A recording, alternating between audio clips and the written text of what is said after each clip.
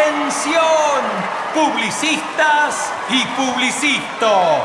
Llegan al round 36 desde la Rambla del Náutico, defendiendo el cinturón de Agencia del Año. Saben muy bien lo que es pelear juntos arriba del ring. Y hoy pelean contra la inercia. Representando a Publicis Ímpetu, Mario Taglionetti, Esteban Barreiro y Majo Caponi.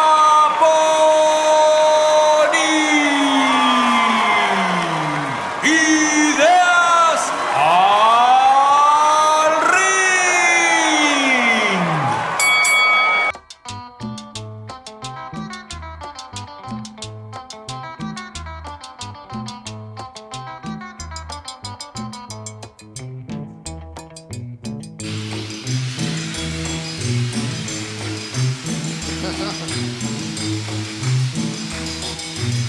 Un peligro.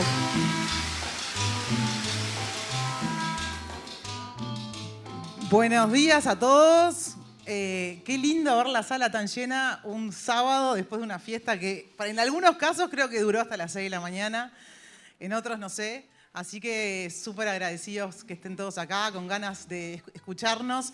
Antes de empezar, quiero agradecer en nombre de nosotros tres y creo de todos los que están acá a Aldo. ¿Dónde estás, Aldo? No te vayas con tus champions. Ahí está Aldo. Aldo está haciendo un desachate increíble. Nosotros tres fuimos presidentes del desachate hace muchos años y sabemos el esfuerzo que eso implica. Así que un agradecimiento especial, Aldo, las llamadas, las veces que nos juntamos, las ganas que le metiste. Gracias en nombre de todos nosotros. Algo anecdótico, es la primera vez que estamos los tres juntos. Siempre por H por B daban Marito y Esteban charlas y yo sola. Así que fue todo un desafío armar esta charla. No sé, Pipe, si después de esta charla capaz que nos lanzamos los tres. Pero bueno, nada, vamos a hacer lo mejor que podamos. Ojalá que les guste. Gracias por estar y por escucharnos. Hola, hola. Bueno, nosotros somos gente que cumple los briefs al pie de la letra siempre. Y Aldo nos dijo que la charla era contra qué luchamos. Y la realidad es que nos costó bastante llegar a qué es la lucha más importante que tenemos. Y nosotros, la realidad, tenemos una característica, que somos parte de una agencia que tiene 70 años. O sea, nosotros somos la tercera generación de una agencia que tiene 70 años y que ha sobrevivido de manera milagrosa en una profesión que en Uruguay no sé cuántos años tiene, pero debe tener 78. Y ahí siempre estudiamos y siempre charlamos mucho sobre la historia de nuestra agencia para aprender qué vamos a hacer para seguir viviendo y para seguir siendo protagonistas del mercado. Y cuando empezamos a repasar todo eso, dijimos, ¿cuál es la pelea más grande que ha dado ímpetu en su historia? Y la pelea más grande que ha dado ímpetu en su historia es contra la inercia. Porque la inercia es lo que te mata cuando te va bien. Vos, en publicidad, es fácil cambiar cuando a uno le está yendo mal y está por chocar. Todos tuvimos esos momentos. Pero cuando a una empresa le va más o menos bien, si no cambia en publicidad, se funde igual. Entonces, nosotros empezamos a repasar momentos de la historia de nuestra agencia, algunos que no nos pertenecen, sino que heredamos, y otros que nos han tocado a nosotros, en los cuales hubo cambios, cosas que pasaron. Algunas son cosas, decisiones de personas, algunas son visiones que tuvo alguna persona, y algunas son casualidades de la vida. Pero todas esas cosas fueron golpes a la inercia de la agencia y nos han permitido seguir existiendo cuando hay otras agencias maravillosas, a las que nosotros admiramos muchísimo, que no resistieron tantos años. Y el mérito no es ni nuestro, ni de uno, ni de otro, sino de a veces haber tenido suerte, a veces haber tenido una lectura de alguna persona, a veces haber tenido una corazonada. Y de eso se va a tratar esta charla. Para hablar de cómo dimos un cimbronazo a la inercia desde nuestros orígenes, tenemos que irnos 70 años para atrás. Hoy la agencia no tiene nada que ver con esa agencia que arrancaron hace 70 años. Hoy la agencia es un grupo de comunicación, somos varias empresas. especializadas en diferentes materias, pero quiero arrancar por los inicios. Hace 70 años una persona decidió romper la inercia y así empezó Ímpetu. Esa persona era Luis Caponi, que es mi abuelo. Les voy a hacer el cuento, él trabajaba en el banco comercial, tenía clase media, una persona muy apasionada por lo que hacía, pero tenía un trabajo en un banco, que los trabajos de banco siempre suelen ser como muy monótonos y muy aburridos.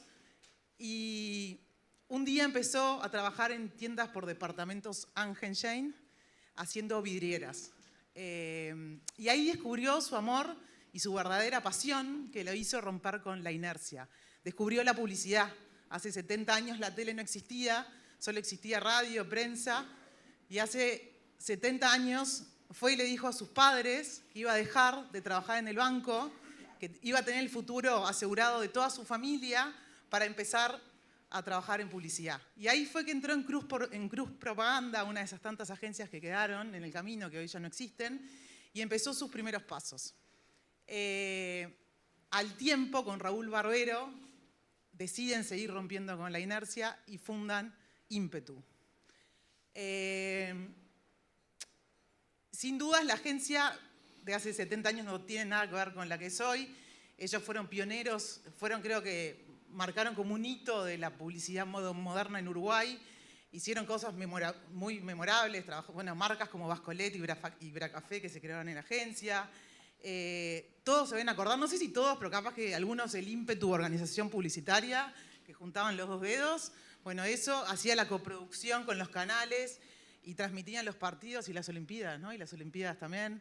Hacía todas esas cosas que solo un grosso como él podía hacer. Y por eso es que arrancamos por nuestros orígenes, porque él arrancó rompiendo con esa inercia, diciendo que no al trabajo seguro que era el del banco, y se decidió lanzar a hacer Ímpetu. Allá por los 90, ya mi abuelo medio retirado, estaba mi padre a cargo de la agencia, y él podría haber seguido como iba todo, que iba bien. La agencia, no sé, era una agencia buena, grande, pero él estaba obsesionado con la globalización.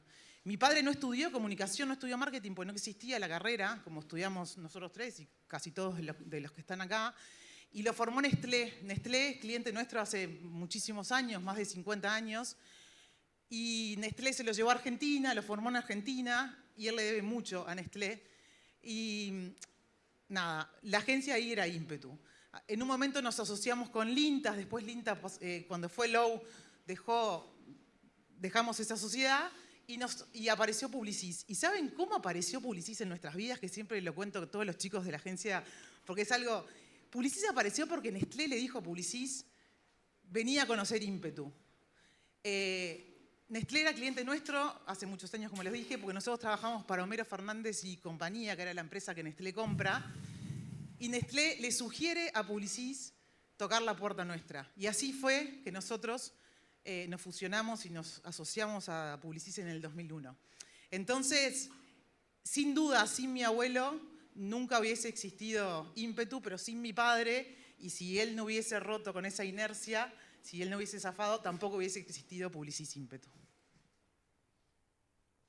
Bueno, inercia es no tirarse al agua. Este razonamiento parte un poco por allá, por el año 98, hace casi 30 años ya, cómo estábamos Mario y yo, que estábamos muy cómodos trabajando en una agencia chica o mediana que se llamaba Bates Uruguay. La verdad que estaba buenísimo trabajar en Bates. Trabajábamos rodeados de gente que nos mimaba, éramos como los nenes mimados de la agencia, nos querían, estaba todo bien. Hacíamos un poco de todo en la agencia, llegamos a ser de cadetes, no importa, o sea, un poco hablábamos hoy en la mesa de eso, que hacíamos de todo. Pero obvio que nosotros teníamos un plan de carrera, eso siempre fuimos muy constantes en decir, bueno, y nuestro plan de carrera era bastante simple, era el plan de carrera que tenía todos los creativos en aquella época, que era, bueno, tratar de meter unos premios para pasar a una agencia más grande, para ahí tener mejores oportunidades, para meter más premios y por ahí pegar un pase al exterior. Había muchos que se estaban yendo a México, ahí lo miro, Alberto, había muchos que hicieron su carrera en varios países y bueno, eso te permitía obviamente ir a otra escala, tener más presupuestos, tener más producciones. En el año 97 nos fue bien en la campana, ganamos un par de campanas de plata. En aquella época existía la campana de plata con dos avisos de radio y fueron los 2 primeros premios de la noche. Estábamos copados, estábamos felices. Y a partir de eso vino la llamada de Álvaro Díaz, que en ese momento era el director creativo de Ímpetu. Y ahí nos miramos y era raro, era un poco que nos cagamos, hablando mal y pronto, porque Ímpetu sí era una agencia grande, era una agencia enorme, era una agencia que podía haber un montón de oportunidades porque estaban los clientes y estaban los presupuestos, pero por ahí no estaban las oportunidades creativas. En aquel momento era una agencia súper árida, no había mucho espacio para la creación. Era un momento realmente mediados de los 90, donde había como una cuestión, una puja entre agencias vieja guardia que creían mucho en el poder de los medios y agencias que básicamente son las que fundaron el ciclo de publicidad, que creían muchísimo en la creatividad. Y había toda una transformación ahí que no estaba muy claro. Y era ir a una agencia del otro lado, o sea, no, era como una cosa media como que había una oportunidad, sí, pero no estaba tan clara. Hablamos con mucha gente y bueno, y al final decidimos tirarnos al agua y entramos, un 1 de julio del 98, entramos a Ímpetu. Y bueno, cuando entramos a Ímpetu todo cambió. Pasamos de ser los nenes mimados de una estructura de 15, 20 personas a estar en una estructura mucho más grande, donde entramos como la puerta chica. Arriba nuestro teníamos creativos seniors, había creativos más seniors, había directores creativos, había un director de esos directores creativos. Estaba Jorge ahí caminando por los pasillos que ni nos animábamos ni le hablábamos. Durante 1 año, 2 años no le hablábamos, no nos animábamos. Era así. Terror. Como los tienen terror los muchachos ahora nosotros. Bueno, espero que no sea así ahora. Y bueno, y realmente sí, el ambiente era árido para la creatividad. Sí había muchas oportunidades. Y uno a veces en la carrera, cuando está en esos ambientes áridos, tiene que encontrar la grieta, tiene que ver, bueno, ¿dónde me meto? ¿Dónde voy? Y nuestra grieta en ese momento fue un cliente, que fue Nuevo Siglo, Cable TV. Es un cliente como que caímos en gracia, eran los pibitos que íbamos a las reuniones, hacíamos un par de chistes, no sé, éramos simpáticos. No sé en aquella época éramos gente querible. Después se te va haciendo la queribilidad. Bueno, entramos a Nuevo Siglo y obviamente que metimos una buena campaña, pero sobre todo lo que nos daba Nuevo Siglo era mucho laburo de fajina, que había oportunidades chiquitas, pero había oportunidades. Antes, cuando no había redes, pasaba algo medio parecido, que es todos los fines de semana, si vos tenías un cliente como Nuevo Siglo, tenías que mandar al diario mínimo 5 avisos de programación por fin de semana. Todos los viernes era una locura, ¿no? Entonces todos los viernes era como una especie de, bueno, nos quedamos hasta tarde llamando al diario que nos espere, que va al original. Y en esos avisos chicos tuvimos oportunidades. Este es un ejemplo. Esta es una prensa que era para una eliminatoria, que era Uruguay-Paraguay, son 2 equipos que defienden mucho. Hicimos este aviso, nos gustó cómo quedó, ganamos un oro acá en el desachate. Pero esto no viene por acá. Esto viene que, obviamente, que había mucho laburo y había que sacar las cosas rápido y lo mejor que se pudiera. Y en esa cosa de sacar las cosas, obviamente que reciclamos varias ideas. Esta es una de las ideas que reciclamos, que dijimos, ¿cómo podemos hacer? Mirá, hay otro partido, mirá, hacemos esto por acá, está todo bien, y seguimos. Y acá hay una anécdota que fue extrañísima, que años después, hace un par de años, recibo un mail de un periodista venezolano. Yo les aseguro que empecé a leer el email y no entendía de lo que el loco me estaba hablando. El loco me estaba hablando del centenariazo. Yo ni idea de lo que era el centenariazo. Me empezó a explicar, y el centenariazo viene a ser como el maracanazo del fútbol venezolano. Allá por la eliminatoria del Mundial 2006, Bolivia vino a jugar acá al Centenario, jugó contra la selección de Juan Ramón Carrasco. Bolivia nunca había ganado el Centenario, creo que Venezuela. Venezuela nunca había ganado en el Centenario, nunca ni siquiera había empatado, y esa noche nos ganó 3-0. Para ellos fue un hito. Echaron a Juan Ramón Carrasco, el técnico. Por ahí yo no entendía por qué el tipo me estaba hablando de eso hasta que me mandó esta imagen. Ahí abajo dice Venezuela no existís. Este es uno de los avisos que dijimos, que básicamente nosotros hacíamos rápido y en una de esas de pensar, vos, ¿qué hacemos? Uruguay, Venezuela, los venezolanos nunca nos ganaron, armamos el aviso, borramos, y Venezuela no existís, y marcha para el diario y ya está. Es un spin-off, es un spin-off. Pero hay que tener cuidado con lo que hacemos, porque a veces las cosas, esta que salía un sábado en el país y pasaba, lo que pasó ese sábado, que un periodista venezolano agarró ese aviso, se lo llevó al técnico de Venezuela, obviamente, los tipos estaban enojados, mirá lo que están diciendo nosotros. El técnico de Venezuela llevó el aviso al vestuario de Venezuela e hizo toda la arenga al principio del partido con este aviso diciendo que los uruguayos están diciendo que no existimos. ¿Cómo puede ser que no existimos los uruguayos? Es así que el tipo, años después, hizo una nota, porque se cumplía un aniversario de esto, y llamó a la agencia para ver qué sentíamos nosotros de haber sido como el precursor de esa charla técnica que llevó al triunfo. Somos como Guilla, pero en Venezuela. No sé qué somos. Entonces digo, hay una cuestión que uno a veces pierde de perspectiva en el laburo diario, que puede ser postear, puede ser, pero uno nunca sabe a dónde puede llegar cualquier pieza de comunicación que haga. Realmente, una vez que sale, hoy por hoy que sale en una red social, más, no sabes qué puede pasar con eso, aunque sea un trabajo así de chiquito. Y obviamente le tenés que meter todo el candor al laburo que te toca hacer en el momento de la carrera que estás para que después vengan otras oportunidades. Obviamente que si haces bien esto, después te van a venir oportunidades más grandes. Y vinieron oportunidades más grandes y hubo una campaña al final de ese mismo año que nos cambió la historia como dupla. Como decía, nosotros también hacíamos esto mismo para televisión, de promocionar los partidos, y teníamos como un marco, necesitamos un marco para promocionar los partidos. Y teníamos muy bajo de presupuesto, pero cero de presupuesto, y se nos ocurrió una idea que era muy básica, era hacer una animación que se llamaba Las Pulgas Celestes. Era la pantalla celeste con unos puntitos negros que hablaban, creo que era la voz de Gonzalo Moreira, que hablaba y hablaban las pulgas. La actuación de Gonzalo Moreira. Vibraban, y había uno donde el remate del chiste era como que una pulga se inflaba, se tiraba un pedo. Salió al aire y cuando escuchó el pedo en el aire con el aviso de Nuevo Siglo, una de las editoras de Nuevo Siglo, nos mandaron bajar la campaña. Duró un día esa campaña. Al otro día a pensar de vuelta con $600 y ahí es que surgió la campaña que nos cambió, la verdad nos cambió la carrera, que la campaña se llama Relatos. Le vamos a mostrar un aviso, son 3, por si alguno no lo vio o no se acuerda, acá va. Gol favorable Uruguay, a que cabecea el Chiva Abreu para Giacomazzi, a que viene con peligro, a tiró para Recoba agarra, elude a uno, elude a otro, ¡ay, impresionante! ¡Ay, para Abreu, tiró! ¡Ay, el arquero se revuelca y la manda al córner! Esa pelota pedía gol, córner para Uruguay, córner que va a ser efectivo, al chino Recoba, ahí va el chino con el córner, tiro centro, rebote, la agarra levantó.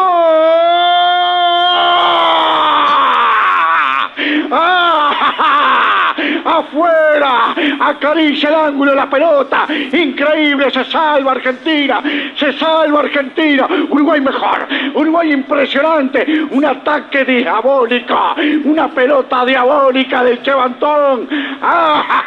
¿Y usted qué dice, doctor?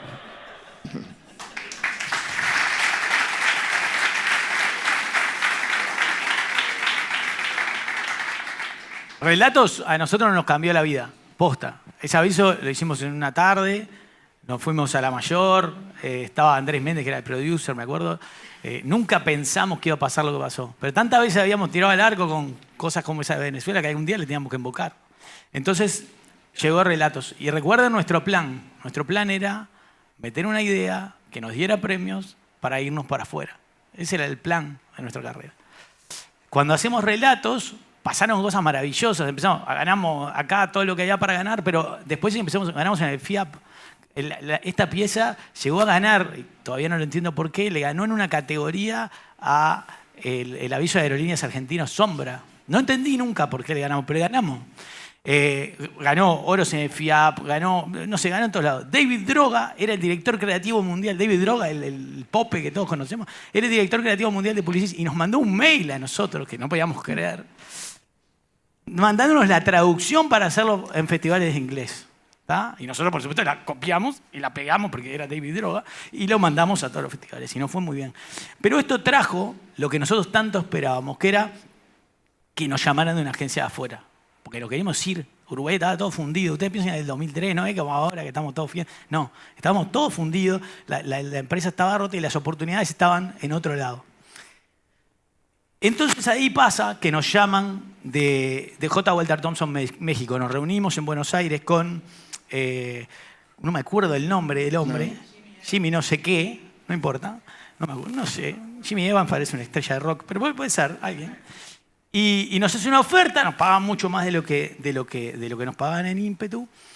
Y bueno, y había que decidirse rápido y marchar. Majo se quería ir, Esteban se quería ir.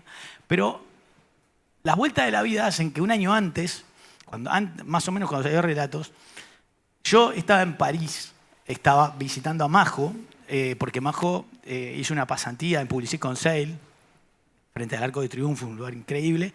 Y yo la fui a visitar, éramos novios, la fui a visitar. Y en ese momento, yo, estando en París, me entero que mi padre murió. Y la realidad que eso, que en ese momento yo no lo dimensioné, lo que iba a incidir en mi vida, cambió totalmente mi carrera y cambió la historia de todos nosotros. ¿Por qué? Porque cuando yo tuve que pensar, esa noche que murió mi padre, yo estaba en un avión diciendo, la puta madre, era el peor momento de mi vida. Yo llegué acá, no me pude despedir, fue un horror. Cuando tuve que pensar el día de esa noche que me tenía que ir a México y decir que sí, nunca pude pensar ni en México, ni en los premios, ni en Cannes, ni en nada. Lo único que pensé es, me va a volver a pasar lo que me pasó en París. Y al otro día agarré y fui, hablé con Esteban, hablé con Majo y le dije, no me puedo ir. No puedo ir. No estoy dispuesto a no estar cuando mi vieja me necesite, no estoy dispuesto a perderme los casamientos de mis amigos, no estoy dispuesto a irme por ahí. Y es horrible para uno tener que cambiar todos los planes de uno, pero mucho más horrible es cambiarle los planes a otros con mis cambios de planes. Lo queríamos matar. Lo odiamos. Yo me quería ir la primera, lo odiamos. Majo se quería ir, que era la hija del dueño, imagínense, ¿no? Pero la realidad es que esa situación fue un cambio para nosotros en perspectiva general de la vida y en perspectiva general del negocio, porque tuve la suerte, para que ellos no me maten, que unas semanas después la agencia estaba muy mal en ese momento. En fin de 2004 la agencia había hecho una reducción de personal, estaba realmente complicado el mercado, estábamos viviendo todas las consecuencias de la crisis del 2002. Jorge nos llama al escritorio, a nosotros, que nuestro plan era irnos a México y largar todo, nos llama y dice, vos, estoy reestructurando todo esto, ustedes tres van a quedar al frente de la agencia, se aceptan y les voy a dar una participación en la agencia. Y nuestro plan de ganar Cannes con presupuestos millonarios en México se pasó a un plan de administrar una empresa, de hablar con el contador, de ver balances y de rearmar un equipo absolutamente de cero. Yo quiero creer que ese fue como una ayuda que me dio mi viejo. Mirá qué estadio. Gracias, Anchana. Estamos acá, en el Mundial, acompañando a la Celeste. Sí, Juan, porque el Chana sortea pasajes para que te vayas. Junto a Uruguay, Alemania. ¡Qué bueno! ¡Arriba el Chana! ¡Arriba Uruguay! El Chana te lleva con la Celeste a Alemania. Busca tu código en los envases del Chana, llama y acompaña a Uruguay. Además, cada semana podés ganar café para todo el año. ¡Aprontá las valijas! ¿Qué les pareció? Y esto no es nada, ¿eh? Tenemos remeras, tenemos gorros, tazas, afiches. Con esta promo rompemos todo.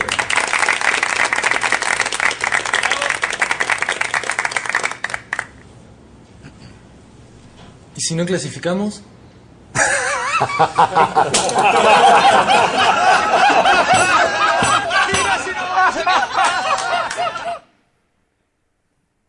Nacho, mirá qué paisaje. Gracias, Anchana. Estamos acá. En Míconos, disfrutando de las playas griegas. Sí, Juan, porque el Chana sortea pasajes para que te vayas. A cualquier lado menos. Alemania. ¡Qué bueno!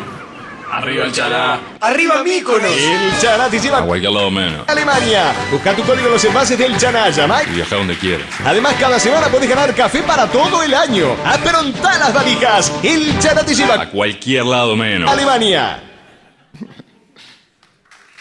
Nacho, mirá qué fresquete. Gracias, Anchana. Estamos acá. En la Antártida, haciendo avistamiento de ballenas. Sí, Juan, porque el Chana sortea pasajes para que te vayas. A cualquier lado menos. Alemania.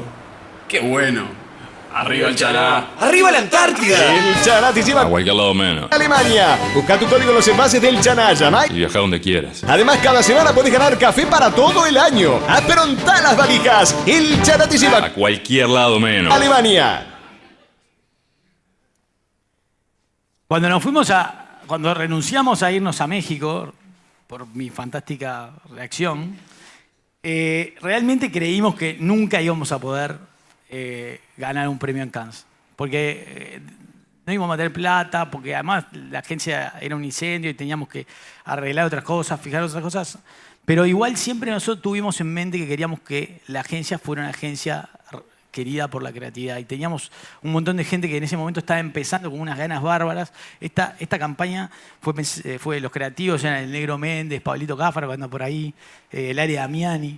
O sea, fue una campaña que sorpresivamente ganamos en Cannes. Sinceramente, nosotros nunca pensamos que íbamos a ganar en Cannes, porque es una cosa muy local, no iban a entender nada. Pero bueno, a veces la vida, como te pega, te da. Y nos tocó ganar en Cannes. Nosotros recibimos un promo Lion con esto, que era la primera vez que se daba, la categoría promociones en Cannes. Entonces se llamaba promo Lion y solo se daban oros en esa categoría. Hubo 1000 inscripciones y este fue uno de los 11 premios que se dieron, los 11 oros que se dieron. Con Esteban, cuando recibimos la noticia, estábamos en Perú laburando para una licitación y se imaginan, con 2 horas de delay para atrás, nos llama Majo como a los gritos, que hablando en inglés a que le había contado que habíamos ganado en Cannes. Y nosotros estábamos laburando, no podíamos irnos a ningún lado. Después conseguimos, creo que fue el Bembe, y no me acuerdo quién más, que ahí va, le pedimos a una publicidad que levantara el premio. Una demencia, como nos han pasado siempre las cosas de nosotros. Pero el hecho es que tenemos un promo Lion y que por primera vez tenemos la suerte de nosotros ser los que ganan un oro en Cannes. Nosotros estábamos allá lejos y la única forma de enterarnos más o menos del pulso era leer el diario. Y el diario que era elpaís.com, pum, en la computadora, ¿no? No estamos hablando de tanto smartphone ni nada. Y ese, no me acuerdo si era un viernes, entramos al Empresario, ¿no? Entramos a la página del Empresario y vemos la nota de Cannes y vemos que no decía nada de nuestro premio. O sea, decía que habíamos ganado un bronce en prensa, que habíamos ganado unos finalistas, y allá chiquito al fondo de la cosa decía que habían ganado alguien un promo Lion. Yo, la verdad, que estábamos indignados, estábamos en Perú, tristes, y agarramos y llamamos a... Nosotros siempre hemos sido un desastre para relaciones públicas, eso se van a dar cuenta fácil, pero llamamos al diario y dijimos, ¿qué pasó? Y dice, no, nosotros hicimos unas notas acá y un colega de ustedes, que nunca pregunté el nombre, así que no se preocupen porque no se los puedo decir porque no lo sé, llamó acá especialmente para decirnos que el promo Lion no valía nada y que era que no valía la pena mencionarlo. Dije, la puta madre, esto es una locura. Y yo tengo una manía, que los chicos siempre conocen, es que cuando me caliento, no puteo, no nada, escribo. Entonces agarré y le escribí un mail a Guillermo Sheck, que era el uno del País, y al editor del Empresario. Y el mail hablaba todo, pero sobre todo, les voy a leer la anécdota, el mail contaba esta fábula que me habían contado un tiempo antes, que fue la forma que yo tuve de mostrarle por qué no podía pasar esto que estaba pasando. Y la fábula decía así: atardecía en la playa, un hombre caminaba lentamente por la arena cuando se encontró con un pescador y 2 enormes cestos de mimbre. Intrigado por la imagen, el caminante se acercó al pescador y le preguntó, ¿qué tiene adentro de sus cestos? Cangrejos, contestó el pescador. El hombre miró con más atención y comprobó que uno de los cestos estaba destapado, dejando ver una enorme cantidad de cangrejos que se agolpaban adentro, y el otro estaba tapado. Y le dice, ¿por qué uno de los cestos está tapado y el otro no? Preguntó el caminante. El pescador sonrió levemente y le explicó. Es simple, dice. En este cesto hay cangrejos argentinos. Si no lo tapara, los cangrejos, al ver la luz, tratarían de salir y se escaparían al mar. Primero lo haría uno y en pocos segundos todos los demás lo seguirían. Todos quedarían libres y yo me quedaría sin cangrejos. Y entonces, ¿por qué este otro cesto está destapado? Dice, en este cesto hay cangrejos uruguayos. Nunca se van a escapar. ¿Por qué? Porque apenas uno de los cangrejos uruguayos levante la cabeza y quiera salir para afuera, los demás cangrejos le agarrarán las patas y lo volverán a meter en el cesto, quedando todos atrapados para siempre. Esto, para nosotros fue un terrible... Nosotros éramos unos ñoños en este momento, no entendíamos nada. Y a la semana siguiente estábamos en la etapa del empresario, que tampoco nos iban a dar la etapa del empresario si no hubiera pasado todo esto. Entonces, le agradecimos siempre a ese colega que nos quiso matar, que en realidad nos favoreció. Pero no es esta la conclusión que les queremos dejar. En realidad, también valoramos a todos los colegas que sí nos dieron para adelante y que sí nos valoraron y que tanto nos hayan ayudado en nuestra carrera.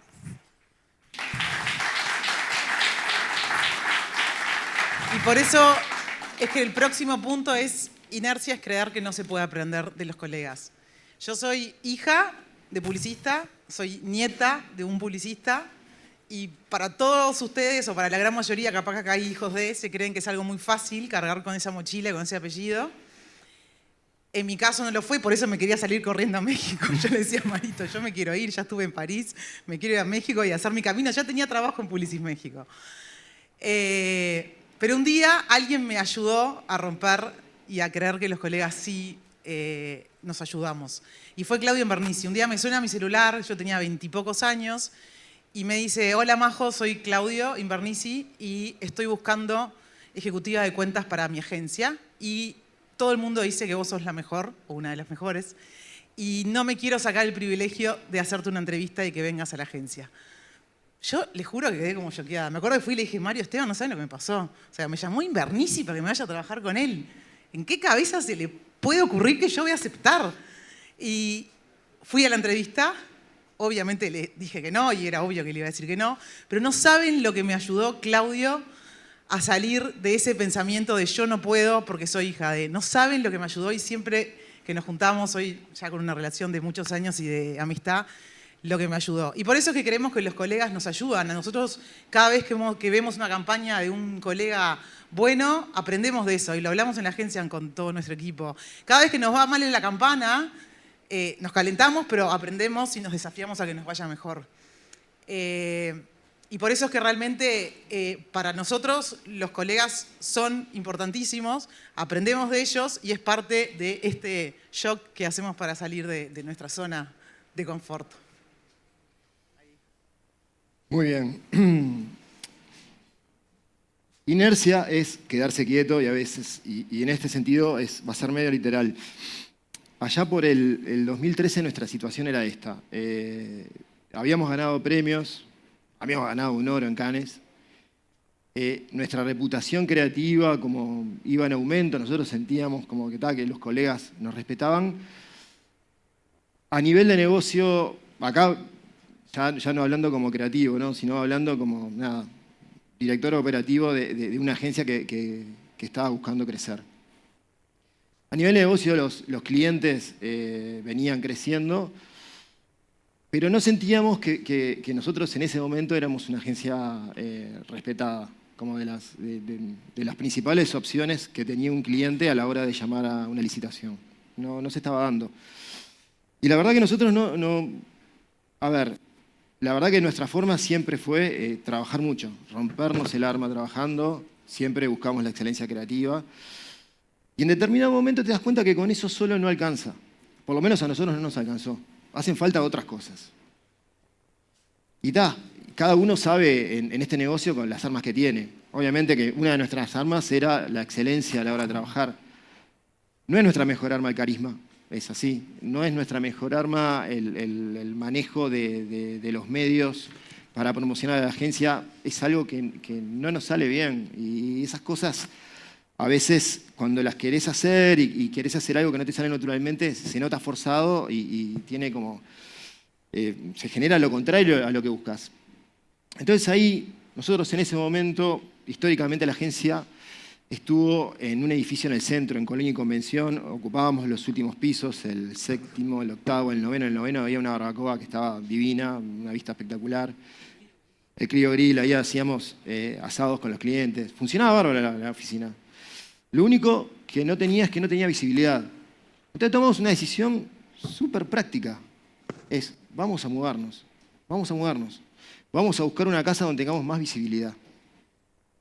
Nada, esa fue una decisión que también sentimos que cambió nuestra carrera y cambió la visibilidad de la agencia. Nos pusimos a buscar, vimos muchas opciones, hasta que por ahí, esto es la Playa Verde, esta es una fotografía del año 1930. No sé si se ve bien esta casita que ven ahí, que en realidad es una casa bastante grande, Villa Laura se llama. Era una casa quinta del lugar, obviamente, que era patrimonio histórico. Y nosotros compramos la casa, tuvimos que reformarla. Y la verdad que le hicimos una reforma, le hicimos otra reforma. En estos 12 años que estamos en la casa, pasaron muchas cosas en la publicidad. Cuando ingresamos a la casa éramos 60 personas, eran 3 empresas, era Publicis Impetu, Zenit y Performix. Ahora somos 6 empresas y somos más de 120 personas. Hubo muchos ajustes internos, muchas movidas. La verdad que fue un tema. Yo creo que cada vez que entrábamos en una oficina así como a medir, la gente nos miraba como diciendo, ¿a dónde nos van a mandar ahora? Porque era así, hubo muchos cambios. Obviamente que tenemos todavía dolores, en el sentido nos faltan oficinas para pensar.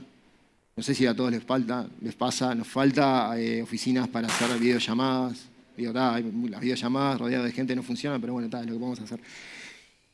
Y lo que vimos que en ese momento, en realidad, era lo que más se anteponía a nuestro negocio, no eran los colegas, sino era la comisión de arquitectura de Carrasco y Punta Gorda, que la verdad que siempre nos ponía como trabas. Y quisimos hacer como una nueva reforma para agrandar un poco y ya nos dijeron, ya está, basta, no se puede más acá. Entonces, por primera vez tomamos la decisión, porque al tomar esta decisión tomamos un par de decisiones que para mí fueron muy importantes. Primero es todo junto, ¿no? Vamos todos en un momento que no estaba tan claro eso. En un momento donde la publicidad estaba el discurso de la especialización y que había como empresas especializadas que estaban separadas y había muchas empresas que estaban apuntando a eso. Nosotros apostamos a esto y años después de Publicis vino el Power of One y era todo Publicis y es lo que está pasando ahora con todas las redes, que es a concentrar. Y otra decisión que también media fuerte en ese momento, que es mudarnos para aquella zona del este, tipo Punta Gorda, Carrasco, que tampoco estaba tan claro en ese momento y ahora esa zona se llenó de empresas y cada vez más empresas. Y la verdad es que, bueno, ahora al no dejarnos hacer la última reforma decidimos mudar a Digitas, que es como nuestra agencia de innovación y digital, que la lidera Fede Civils. Por primera vez tenemos como un hijo afuera de esa casa, estamos trabajando ahí en Cooper y Alberdi. Y bueno, y no sabemos qué va a pasar. Seguramente vamos a tener que seguir cambiando la casa y vamos a tener que seguir cambiando, pero bueno, para crecer siempre hay que estar cambiando.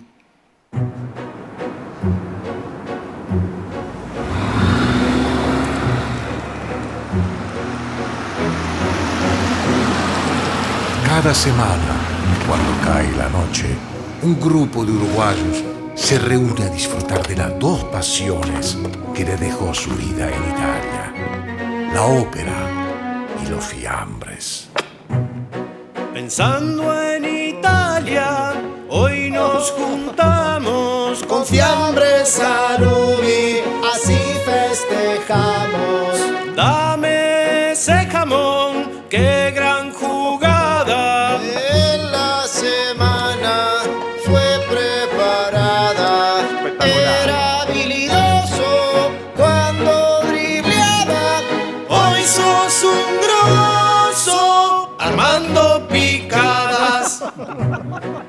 Yo fui refuerzo de un cuadro tano. Hoy come refuerzos con las 2 manos.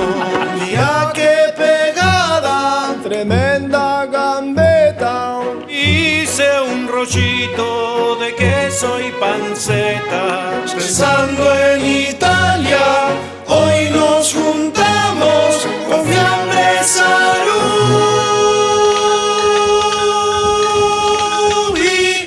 así festejamos.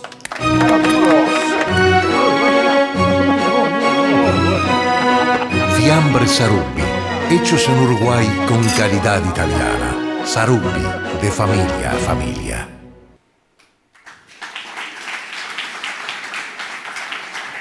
Esta campaña, que fue pensada por Juancito Roldós y José Pablo Trinastich, que anda por ahí, y fue dirigida por Oliver, que también anda por ahí, realmente nos cambió la inercia también de la agencia.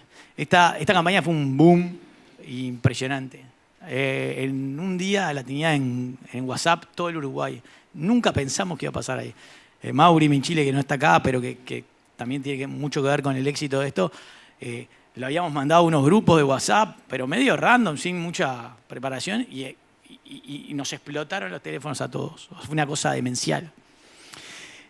Y la realidad, que el aprendizaje detrás de esta campaña, es que esta campaña es una demencia, porque cantan jugadores de fútbol, porque tiene una inversión millonaria, una inversión porcentualmente muy alta de producción respecto a la inversión. Pero el éxito de esta campaña no es de 2017 como la campaña. El éxito de esta campaña empieza en 2009. Yo estaba en la agencia y de casualidad no debía estar Majo y no sé si estaría Esteban. Y la telefonista me llama y me dice, está llamando un chico que quiere hacer publicidad. Les debe haber pasado a todos esto. ¿Y de qué marca es? Le digo, no sé, no me acuerdo el nombre, pero es algo con fiambres. Dice, bueno, pásamelo, le digo. Y ahí hablo con Juan Sarubi, que en ese momento tenía 20 años. Y Juan Sarubi es un loco que tenía 20 años, pero parecía 15. Cuando llegó a la agencia yo no sabía si me estaban garcando, pero lo recibimos. Pero cuando vos escuchás a Juan Sarubi te das cuenta que el loco es un monstruo. Y vino con el padre y nos desplegaron en 2009 un plano en la mesa de lo que iba a ser la planta que iba a hacer Sarubi en 2016. 2009, 2016. Y ellos nos dijeron, nosotros no somos tan conocidos hoy, queremos ir sembrando, porque en el 2016 vamos a tener que hacer una publicidad suficientemente buena como para apagar esta planta y convertirnos en otra cosa. En 2016 fuimos construyendo esa relación, fuimos construyendo la confianza. En 2016 lanzamos la planta para los 90 años de Sarubi, hicimos una campaña filmada en Italia que le dábamos a probar a italianos los productos de Sarubi. Y después, en el 2017, hicimos esta campaña. Esta campaña es inaprobable si es la primera campaña que le presentás a un cliente. Te manda, pero ¿sabes cómo? No hay chance. Cuando vos llevas años compartiendo un proyecto y años hablando de lo que querés lograr, es mucho más fácil que te la prueben. Y ellos se la jugaron y hicieron esto. Y esto, por suerte, anduvo, si no, no tendríamos ni a Sarubi. Pero la realidad es que fue un proceso muy largo, muy trabajoso, pero fantástico, y que nos enseñó que esto hay que tener paciencia siempre. Y la realidad, eso le cambió la inercia a Sarubi. Sarubi hoy es uno de los más vendedores de su categoría en el mercado, y a nosotros también nos cambió la inercia.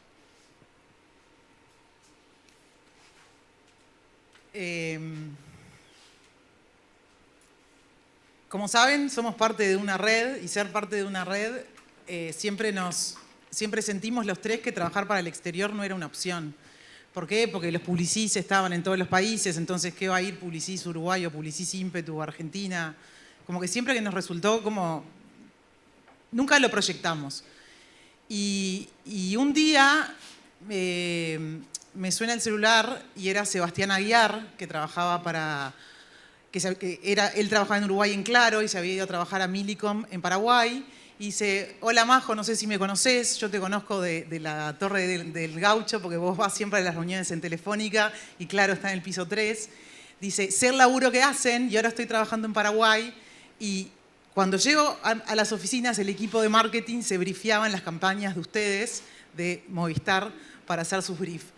Y justo estamos iniciando un proceso de licitación y los quiero invitar a que participen. dijimos, bueno, déjame hablar con Movistar, que era nuestro cliente de hacía muchísimos años. Todo ok, nos presentamos, ganamos esa licitación, sin pensarlo, empezamos a trabajar para Paraguay, empezamos a trabajar para Tigo. En el proceso, nosotros perdemos Telefónica por un alineamiento internacional, pese a la buena relación que teníamos. Esas cosas pasan, te llegan y se te van. Se nos fue Telefónica después de 20 años y seguíamos trabajando para Tigo. Trabajamos para Tigo en Paraguay, empezamos a crecer, empezamos a armar un hub sur, empezamos a trabajar para Tigo en Bolivia y un día nos levantamos con un tweet que decía que Tigo había comprado Telefónica en Uruguay. ¿No saben? Fue como una emoción solamente en el hecho de poder pensar que podíamos volver a trabajar para las telcos, para esa empresa que tanto queríamos. Y se dio, porque bueno, Tigo, hoy estamos manejando Tigo Uruguay, lanzamos Movistar en el 2005, la tuvimos que enterrar y lanzamos Tigo con muchísimo orgullo de ver una marca que veníamos construyendo en los otros países. Así que bueno, hoy también estamos trabajando para Chile, pero eso de inercia es no salir de la zona de confort. Por suerte que aceptamos ese desafío de trabajar para Tigo en Paraguay y por suerte que no nos quedamos y apostamos a crecer en el exterior. Bueno. Casi te rompo todo, Aldo. Consistencia no es inercia, y esto lo queremos aclarar porque nosotros lo que sentimos que es nuestro laburo y a lo que nos dedicamos en estos años es a la consistencia. A ustedes les puede gustar o no gustar lo que nosotros hacemos, nuestro trabajo, pero algo que no se nos puede negar es que somos consistentes en el tiempo. Hemos sido consistentes desde que arrancamos con la agencia. Y la consistencia y la inercia tienen cosas parecidas, eso de ir hacia un lado, ir tranquilos. Pero en este caso, y es lo que le queremos contar, que les quede como en esta charla, que nosotros para ser consistentes y seguir nuestro camino tuvimos que cambiar, no una, sino pila de veces, y para seguir queriendo crecer vamos a tener que seguir cambiando, y es así. Porque sentimos que la consistencia en este negocio, que es tan variable, es como un acto de rebeldía prácticamente. O sea, tratar de estar así. La consistencia parte de siempre ir convencido de que vamos a ser protagonistas. O sea, cuando vamos a cualquier festival, es por ahí... Ganamos, no ganamos, pero siempre estamos ahí por lo menos estamos en la mesa como dando pelea y es eso a lo que nos dedicamos. Lo que queremos hacer es tratar de ser consistentes y siempre tratar de estar por lo menos ahí en las conversaciones. Y en esta consistencia, después de muchos años, hemos formado un equipo de gente, que es mucha gente del cual estamos orgullosísimos, porque la verdad que es gente mucha que nos viene acompañando desde hace muchos años. Bueno, algunos lo hemos nombrado.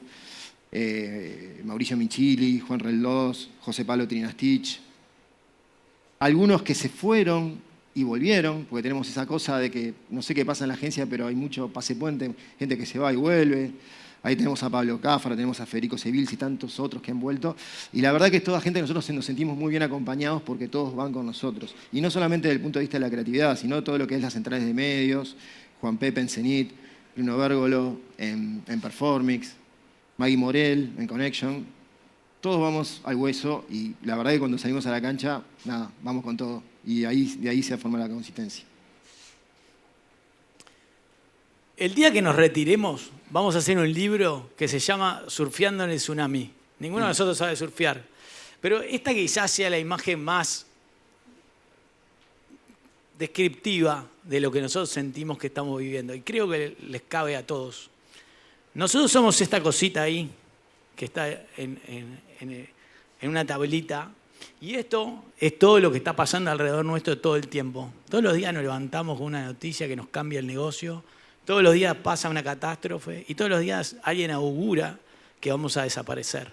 Hace un año veo que Mark Zuckerberg, que algo debe entender, dice que la industria publicitaria va a desaparecer. Y ¿saben qué? La realidad es que probablemente tenga razón si nosotros no cambiamos.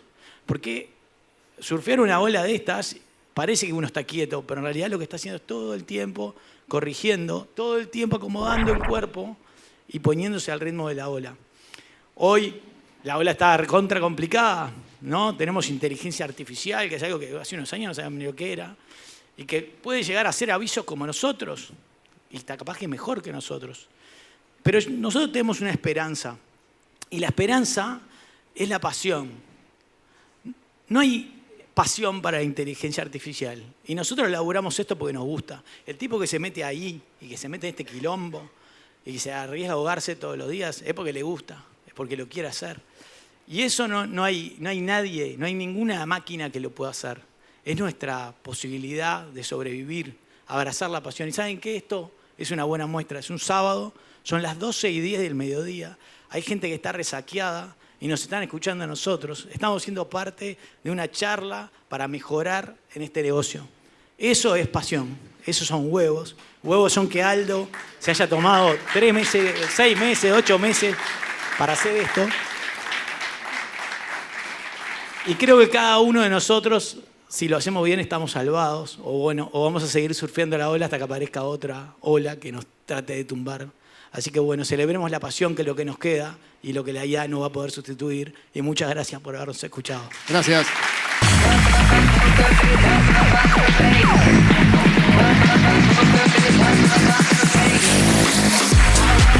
With